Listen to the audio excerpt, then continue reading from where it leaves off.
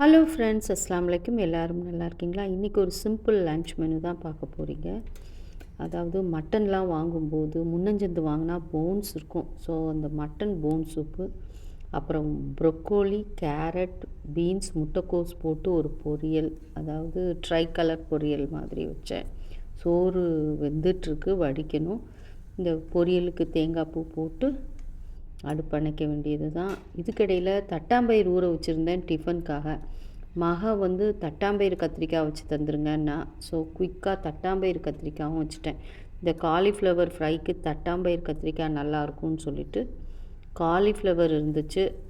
So cauliflower fry லிட்டிலாக கொஞ்சம் கடலை மாவு, அரிசி மாவுலாம் போட்டு கொஞ்சம் பக்கோடா ஸ்டைலில் ஃப்ரை நல்லா இருந்துச்சுங்க. இந்த தட்டாம்பயிறு கத்திரிக்காய்க்கு ட்ரை பண்ணி பாருங்கள்.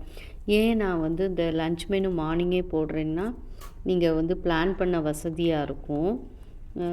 நாள் செஞ்சதை தான் மறுநாள் போடுவேன். ஸோ காலிஃப்ளவர் ஃப்ரையும் ரெடி ஆகிடுச்சு. தட்டாம்பயிறு கத்திரிக்காய் நைட்டுக்காக மட்டன் போன் சூப் வச்சுருந்தேன்.